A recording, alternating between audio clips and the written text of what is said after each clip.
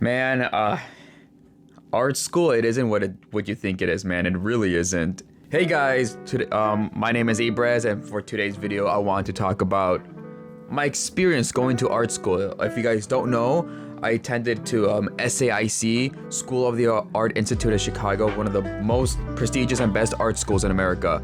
I went there for 3.5 years and graduated with a bachelor's in fine arts. And today, I get to share my experience going to an art school because you hear a lot of these YouTubers they're mostly like the animator ones where they talk and give out their experience going to an art school or university overall, and it's usually like pretty decent, not bad, but not so great. Well, mine wasn't really that great. It wasn't bad. I mean, it was pretty bad, my experience, and I will show you and I'll tell you guys my experience. Just a reminder, my experience going to this school doesn't really display how the school is entirety. It was just me. It was just my experience. This doesn't really mean that the school is bad. The school is it's a good school, but it's not so great at the same time, you know?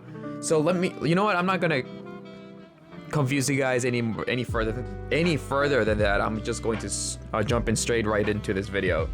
Starting it off, first we have to go a bit back. When I first before I went to university, I attended to community college for 3 years. If you guys are asking why did I spend 3 years going to community college, well, the reason being is that I was a part-time student for the most part, and being a part-time student really if you're a part-time student for the most part of your education, then you know it's going to take longer than it's supposed to take, and it took me longer than it should be. Than it should have. And after that, I transferred to SAIC. I had a girlfriend at the time. We were at the library. I applied to the school just for fun. I applied for SAIC because I didn't think I was going to get accepted to it, but I just tried anyway since it's free, you know. I didn't think I was going to get accepted because at the time, SAIC's acceptance rate was pretty low. It was like around 60%. I think now it's like 70 something. They increased it now. They just really want that money. But yeah, I didn't think I was going to get accepted, but it was my first option. After that, it was Columbia College. I know Columbia College I would immediately get accepted just because its acceptance rate is 80%, so yeah. I basically applied to the school just for giggles and shit. And then a couple weeks later, I was with my my girlfriend at the time. We were at the library. I checked my emails, and poof! It says, as from SAIC, it says, congratulations, you've been accepted, here's your grant. Since I was in the library, I wanted to freak out so much. I wanted to scream and yell, but I couldn't because I was in a public library, right? So I just, I was like doing all this weird movements, trying to express myself as much as I could, because, I got accepted to my first option of the school I wanted to go to, and I was super excited, to go and transfer over there because it was like my dream school to go to ever since I was in high school. And I transferred there like a couple months before COVID actually happened. So that's a funny for me. I think it's kind of all funny and not funny at the same time. So my expectations to this school was to make as many art friends as possible, and since I was now single, I wanted to get an art girlfriend. I thought I had this imagination, and I thought it was realistic, and I thought I was being realistic, but I was not. I mean, once I got there, I was being delusional as hell. That's when I realized I was delusional as fuck. So yeah, my whole dream was to make our friends there. We could help each other out, and help each other out as artists, and help us, help each other grow and learn from one another. And then I had this idea that I wanted a girlfriend, an artist girlfriend, that we'll be supporting each other, we'll be helping each other out, we'll be understanding each other's struggles and problems because we're doing the same exact thing. And I know what you're thinking, that just because those things didn't happen doesn't mean that school experience should be bad. No, it doesn't. That has nothing to do with it. But I just want to let you guys know those were my expectations going to this school. And you know, I was expecting to learn a lot, definitely, because it's an expensive school. It's an art school. It's a private school. So I was expecting to be pushed really hard because I wanted to learn. I'm paying all this fucking money, so I want to learn. And well, learning I did, but it came with a price, and I'm not talking about money because I mean, it was expensive as fuck. So it goes by this. It goes by studio course classes, which is studio course classes are usually drawing, painting, sculpting, architecture, and then we have the lecture course classes, which are, you know, your typical math, science, history classes, stuff like that, you know. So the classes at SAIC, sorry, are either 7 to 8 hours or 3 hours. That's it. Studio course classes are usually, for the most part, 8 hours long, and once a week. You do have the option to choose a class that's twice a week for studio course classes, but the only downside is that the twice a week classes are only from 6 p.m. to 9 p.m. Since I commuted, I didn't want to dorm there because that shit's expensive as fuck. Which that would mean that I would arrive home almost at midnight, and I'm not trying to do that. That's fucking stupid. That's fucking dumb as shit. So I just took the once a week 8-hour classes, which were brutal, honestly.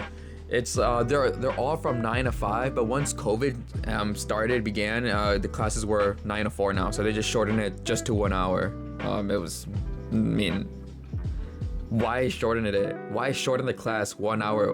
Why make the class 1 hour less? If it's just 1 hour, just keep it how it normally was. But whatever, right? So yeah, they were brutal because I felt like I was like it felt like a job, honestly, because I had to wake up at 6 since I commuted. I had to wake up at 6 a.m. or 6:30 at the latest, and I would have to catch a train at 7:40, and then from there I'd speed walk to school, and I would get there at 9, and then class ends at 5. There's a 5:25 train, so I would speed walk or even sprint sometimes to the train station because there's a 5:25 train, and the class ends at 5. Then I would arrive home at like I would arrive home like around 6. I'll arrive home around like 6. So 6 p.m. Then I would eat dinner. Then I would take a nap. Man, just thinking about this, it's making me it's giving me so many bad memories, dude. I would, like I said, 6 p.m. I would get home, eat dinner, take a nap, and then from there it would be like 7:30, then I'd start packing, getting dressed up, go to the gym, work out for an hour, do homework, and go to bed around like 11:30 or midnight, and then wake up again. So I would average getting 6 hours of sleep. That was not good. I always felt horrible, and it didn't help that I refused to drink caffeine. I still do. I don't really drink caffeine. I only drink caffeine if I get less than 6 hours of sleep. That's it. If I get less than 6 hours of sleep, then I drink caffeine, because I don't know, that's just my choice, honestly. So yeah, the classes were brutal. I was always tired, and I had no time for myself. I had very little time. I had one day off, and since I was either in school or taking or at work, there were some times, like for my lecture course classes, it would be like from 9 a.m. to 12, and then I would have a shift, and then I would take the train from like 12:30 till 1:20, and then I would go to work right away starting from 2 o'clock till 9:30. Those days were fucking horrible. Those were brutal. But sometimes I did that just so I can have at least one day off.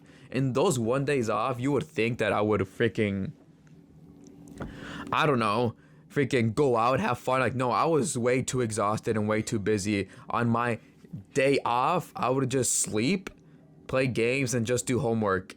And that's honestly it. I wouldn't want to hang out with friends just because I'm way too tired. I need to charge my batteries just for that reason, you know? Yeah, but I had no time. I didn't really have time to hang out with many people. If I would hang out with them, like I would try to hang out with them once a week or once every 2 weeks, or just twice a month sometimes. Actually, no, it was like twice a month, most of the time.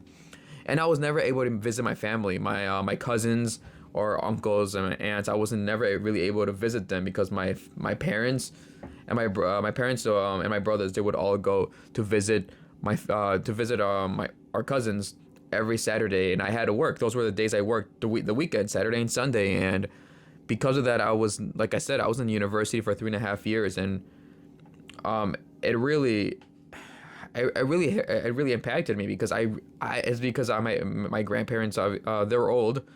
Well, at the time I had I had a grandma and a grandfather, and then a couple years later I felt terrible because my grandmother passed away, and it sucked because I didn't visit her, because I couldn't visit her, because I was either in school or working, and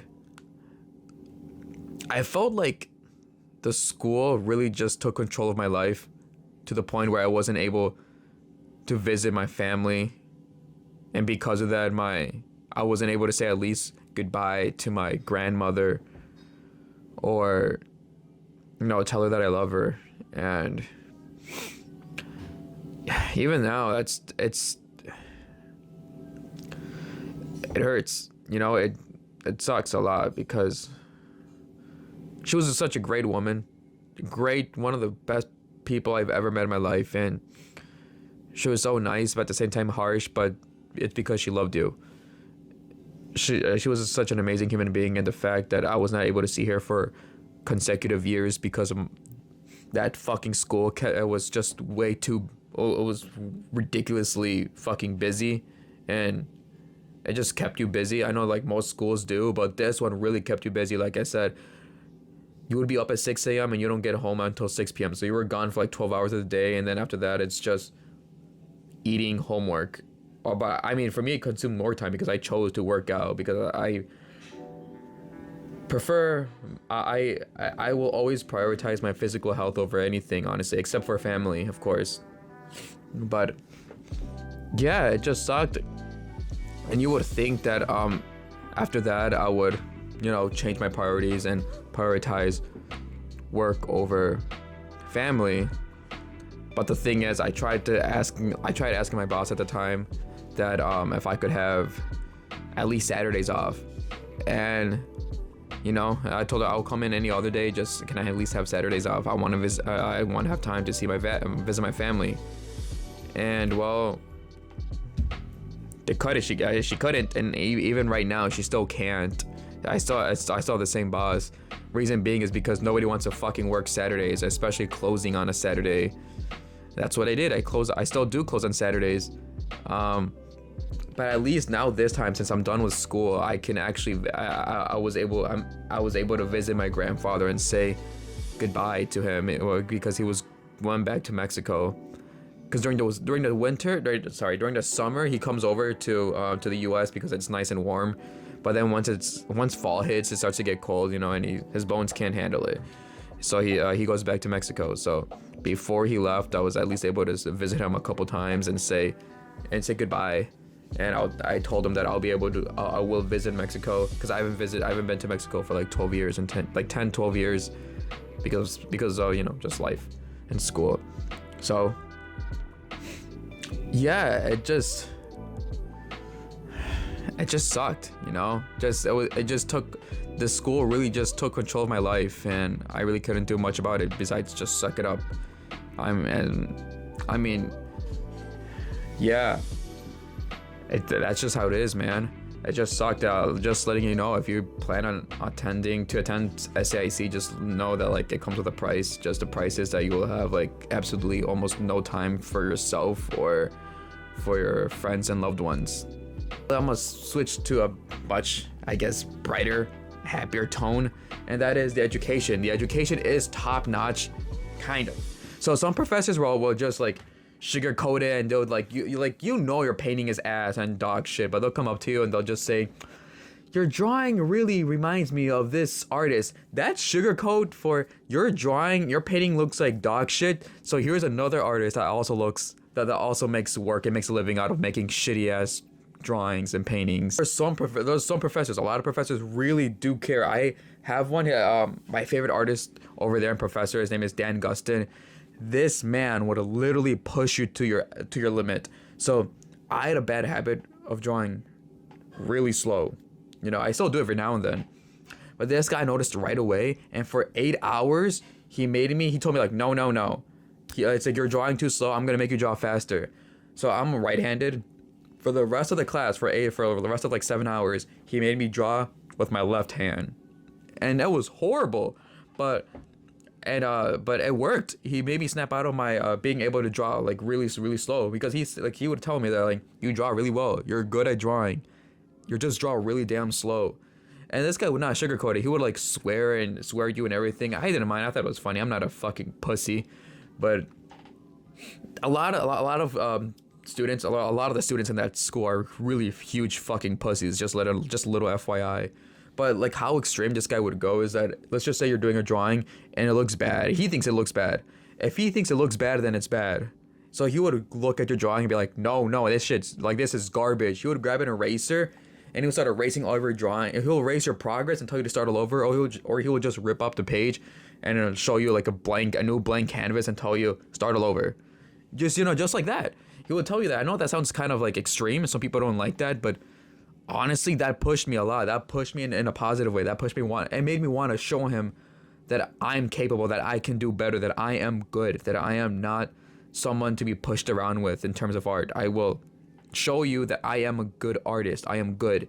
And I improved drastically in those 3 months. And he noticed as well. And ever since then, I always strive to look for professors like that.